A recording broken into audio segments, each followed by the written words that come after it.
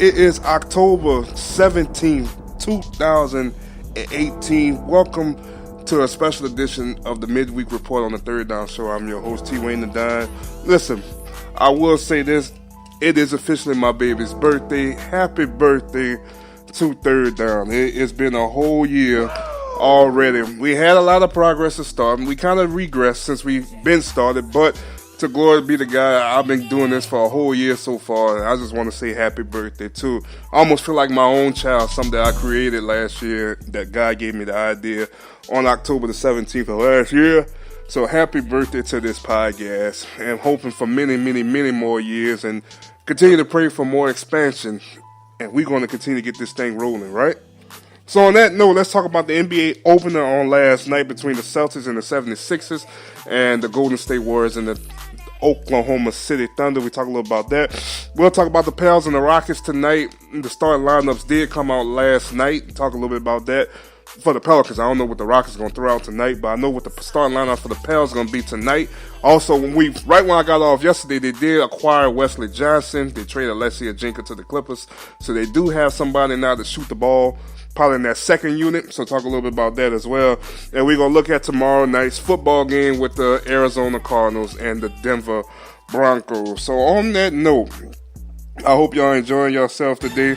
But basketball was officially back last night as the NBA did return as the Celtics defeated the 76ers 105-87. Kind of a chippy game, or early test between the two best teams, in my opinion, out there in the Eastern Conference. And then the Oklahoma City Thunder and the Golden State Warriors was a better game than what I expected without Russell Westbrook. We'll get into the details of that after a while. The Warriors did defeat the Thunder by 8 points last night, 108-100. Really good game by Oklahoma City to stick in, especially when they came out firing in the third quarter. They had a lead for a couple of minutes in that third quarter last night. I really was impressed how bad they shot in the first half, but they got together in the second half. They just was missing Westbrook down the stretch in that ball game last night. But basketball is officially back. I don't know how excited I am about it, but for those who like it, you get the Ric Flair for right now. So now is probably the best time of the year when basketball is rolling and football rolling at the same time. College basketball about to kick off in a little bit. So you're about to have everything lit for the next couple of weeks. All the way, probably about January and February, when both sports still combine with one another. So once again, like I said, basketball back. Let's talk about the Celtics and the 76ers. I did not get to see the whole game last night. I saw the last probably 8 minutes of the fourth when I got home from work. But parts I did see, look like Jason Tatum has a confidence that's going to bring this kid to superstar status. Like, he's not afraid to attack you. I like Jaylen Brown. Jaylen Brown got that confidence as well. But Jason Tatum just got a potential swagger. Kyrie Irving, Gordon Hayward both struggled last night.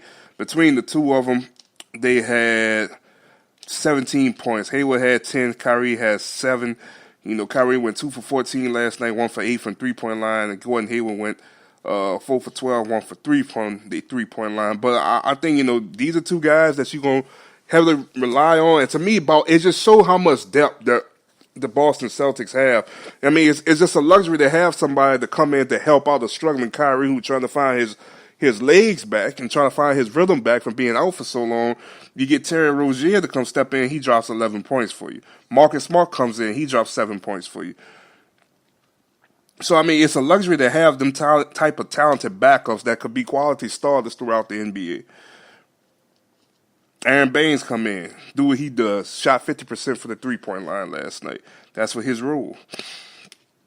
So, I mean, I like what the Celtics got. I like what the Celtics are doing. Marquise and one of the Morris brothers, he had 16 off the bench last night. This is a talented team, man. Very, very talented. And they let them open his statement last night to the Philadelphia 76ers. But, I mean, on the other end, when you look with how well Philly played, I mean, Ben Simmons look already in mid-season form. Simmons had 19 points, 15 rebounds, and 8 assists, 2 assists shy from a triple-double game one, day one. This boy was already in mid-season form. Joel Embiid had 23 points, 10 rebounds in this game. But other than that, that's what the majority of your scoring came from. J.J. Redick came off the bench last night. He had 16 points. There was only 3 guys in double digits last night. Compared to the Celtics, you had 1, 2, 3, 4, 5 guys in double digits last night. So it was a team effort last night from the Celtics to knock off the 76ers. This is going to be a rivalry that's going to be fun to watch in the next couple of months. Basketball. I think these two teams will be setting the standard out there in the Eastern Conference. And when you think about the East, and look, I know it's the first game, and I really haven't talked too much about basketball since football been around. But the thing about the East, if you ask me, is that the East is so wide open between the 1 and the 2, and then possibly 3 with Toronto being at 3. But who could be 4, 5, 6, 7, and 8? You can say Miami. You can say Indiana. I say Indiana could probably be the 4th seed. Miami might be the 5th seed. So we're going to be 6, 7, and 8 in the Eastern Conference. Could Charlotte make a run? If Brooklyn stay healthy, could Brooklyn make a run? You know? Could New York, if New York get everything together, could they make a run? Orlando, could they make a run? It was good to see Orlando back in the playoffs. It was good to see a lot of young talent that people don't get to see on ESPN because it's all you already see. The ESPN about to put this LeBron stuff down our throats. You know, I think LSU Saturday plays at 7 o'clock, and after that game, when LSU goes off, ESPN gonna be televising LeBron's home opener. I think against the Kings or the Trailblazers. I'm not too sure who they play on Saturday night at home in at Staples Center, but they're gonna be televising that game. Like, are we serious? We cannot be serious. Like, can we enjoy college football before it runs out? Because it's sad to say college football season is really almost over. Once we get past this month, we only got a couple more weeks till it's over. So can we enjoy the last few weeks of a critical season before we start putting LeBron down our throats? That's just me. I'm just saying. But all in all, I like what the Celtics did. I think the Celtics probably going to be one of the funnest teams to watch in the NBA this year. They get after it, they attack it, they're not scared of nobody.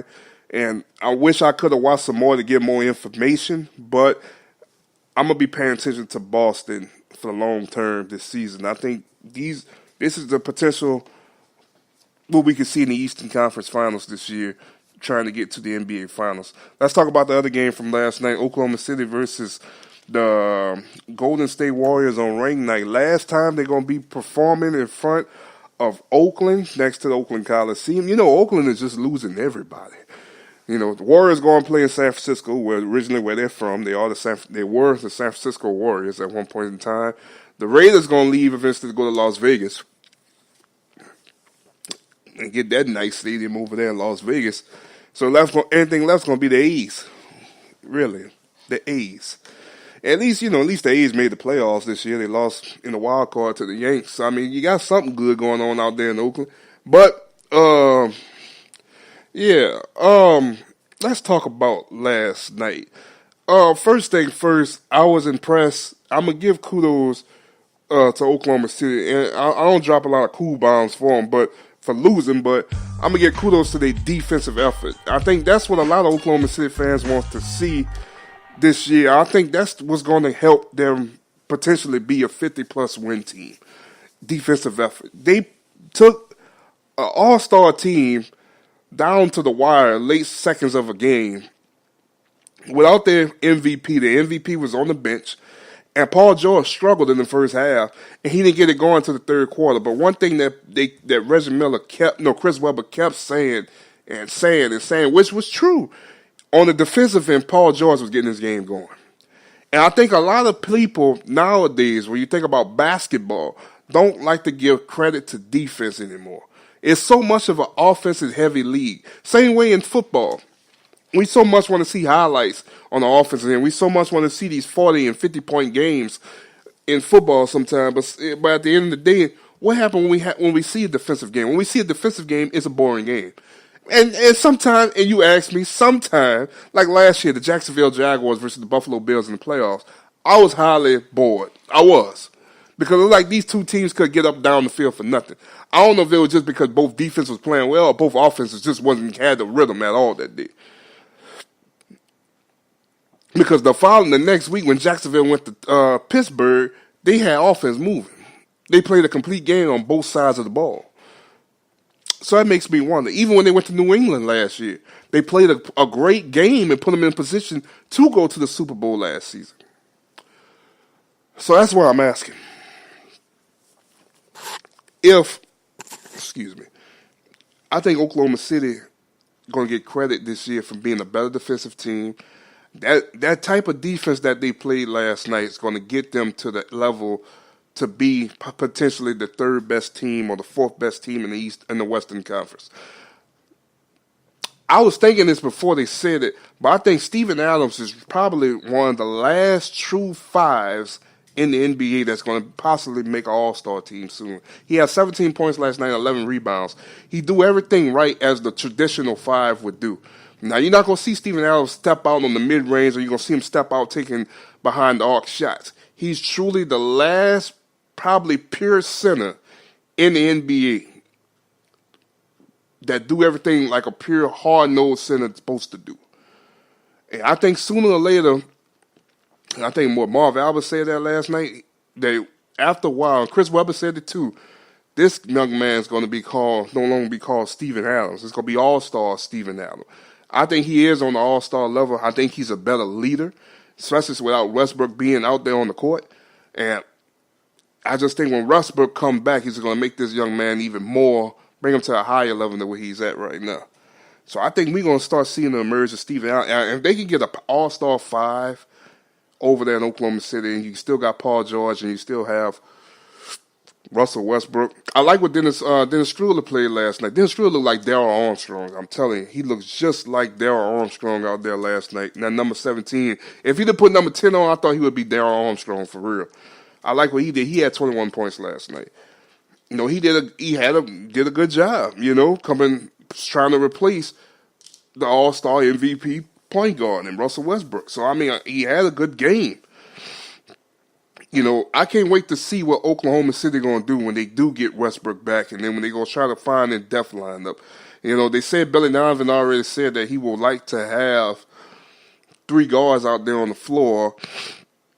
So that'd be Schroeder, Westbrook, and Paul George out there. I think I'm trying to remember who would be the 4. Probably Patrick Patterson and Steven Adams out there on the court. You know, and he said that's going to be their best lineup. And, you know, almost like their depth lineup.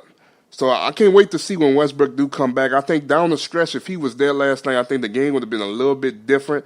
Potentially, they would have won the game. But they got to feel good about themselves leaving out of Oracle on ring night, not getting blown out, competing. I mean, the fan base should really feel good. You know, one thing I will say, I want to see Patrick Patterson hit more shots, man. You know, he's in the starting lineup. Remember, they got him last year before the Carmelo trade. They got him last year. They got this. He's in the spot now where Carmelo was at last year. He has to make more consistent shots. If he makes a few more shots, I think they find themselves in that game. And even though, and one thing about playing not playing Oklahoma City, one thing about playing Golden State is even when you do the right things right, you got to be ready for the second outcomes. And what I mean by that is if you can make a stop or you can force them to make a miss on the defensive end, you got to still do the details. I felt like sometimes they was getting out-hustled on the second chance points because they will have their focus on like maybe when, let's just say Kevin Durant drive the lane, they'll have their focus on trying to stop him. He missed the shot, but somebody's always there to get the rebound. That's like 4 or 5 points or 6 points that could have been shaved up last night that could have put them in spots. Like Looney down the stretch had, I think, like 2 key buckets in the last 5 minutes of the ball game. Looney, out of all people, had buckets. So, I mean, when you go back and look at the film, I think Billy Donovan going to see we had positions. We all in all put ourselves in a great chance to win the game last night. But we came a little short. But we should feel good about where we at coming out. I mean, I got to give it to Paul George. Paul George struggled in the first half, and he dropped 27 last night. So, I mean, they got to feel good where they at. I mean, you got to see more. I want to see more people like Alex Abrines hit more shots. I want to see Raymond Felton. Raymond Felton looked like his jump shot was just so ugly last night. It looked like he can't shoot off the dribble. Raymond Felton I want to see how much we're going to see of him when Westbrook do come back? Will Raymond Felton be sitting more of a bench role, or will he still get a lot of extended minutes to come help out a little bit? Nerlens Noel made his debut last night. 3 and 7, not too bad. Not too bad at all.